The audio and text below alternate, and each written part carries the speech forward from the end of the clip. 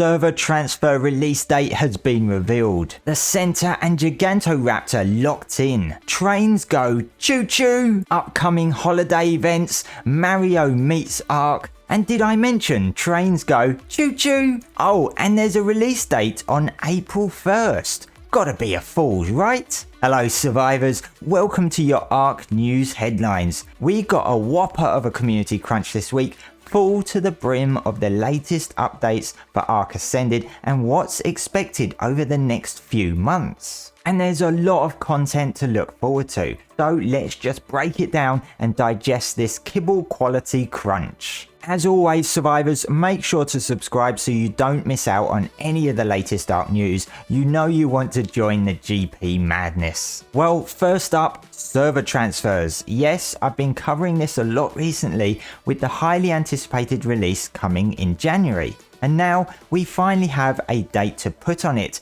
But don't forget, this is a wildcard date. So expect, well, the expected.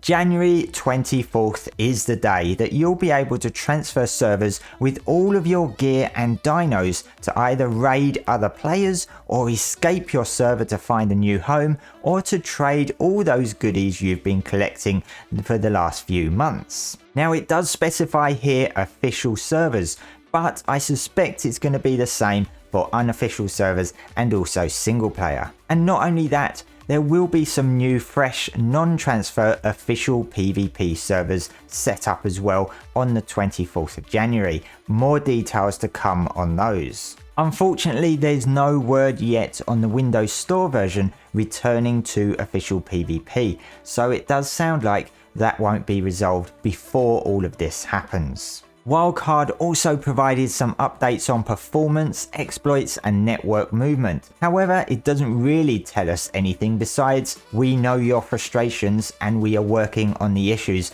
and you'll see continued improvements throughout the month of January, blah blah blah. Nothing really exciting there, it's just the usual stuff, but hopefully we will see the fruits of that labour over the coming weeks. The Centaur map. I'm looking forward to exploring a new map and I'm really looking forward to this one because it's been years since I played on it.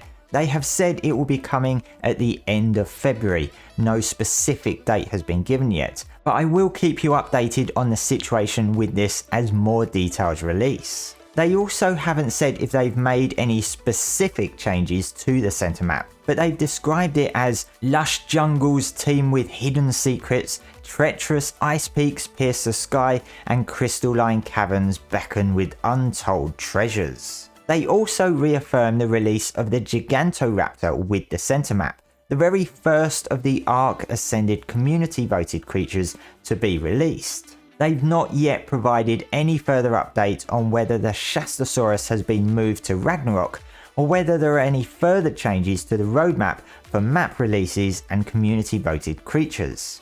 I do feel that they need to update the situation on the Shastosaurus because the people voted for creatures for specific maps, so they need to give that confidence back for future votes that they aren't going to keep changing maps around. Otherwise, we might as well just vote for the creature only instead of what map it's going to be on. Also in February, we will be getting the Love Evolved event, which I would have thought they'd change it to Love Ascended. But this usually comes around the Valentine's Day commercial holiday.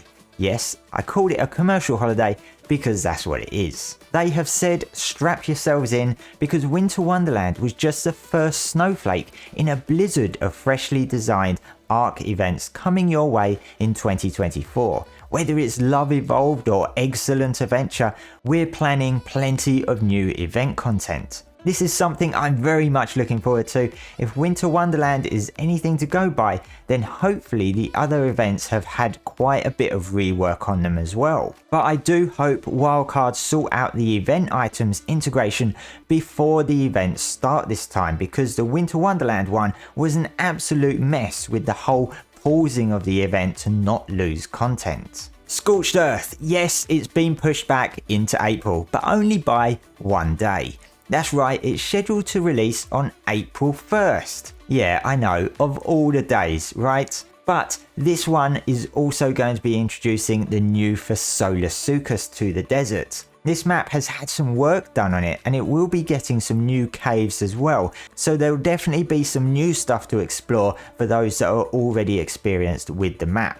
They also confirmed that the Frontier Adventure Pack will be arriving also on April 1st.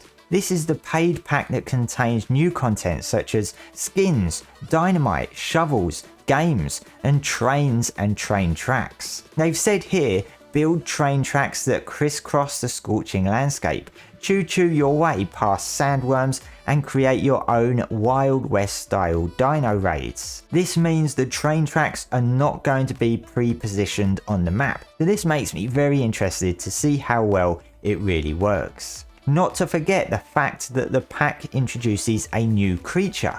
We don't know anything about it yet. Jeremy Stieglitz just said that it is a yet to be revealed creature. Some people think it will just be a skin to go on an existing creature, but I've got a feeling it won't be that. But we'll have to wait and see.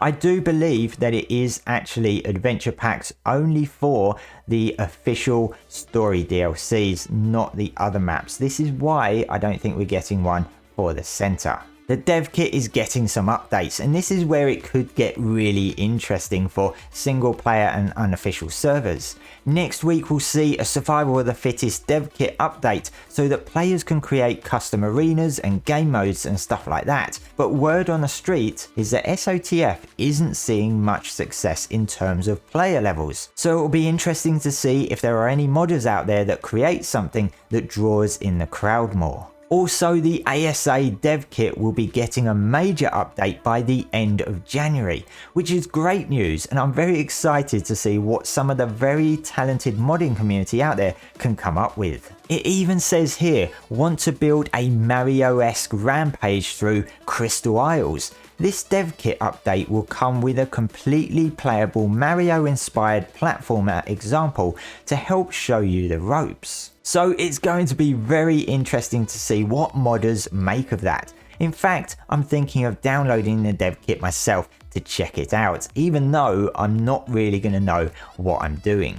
And speaking of mods, there was another mod spotlight showing off 5 more cross-platform mods, which includes Fish from Atlas, Draconis Glaucus, Marnie mods hairstyles, any color sets, and Moros Tylosaurus. And finally, ARK Ascended is arriving in Japan later in January, and it's about time. So yes, a jam-packed news update today. It's all very exciting. Survivors, do let me know what your favourite bit was in this update. Thanks for watching, and don't forget to subscribe to keep up with all the latest ARK news.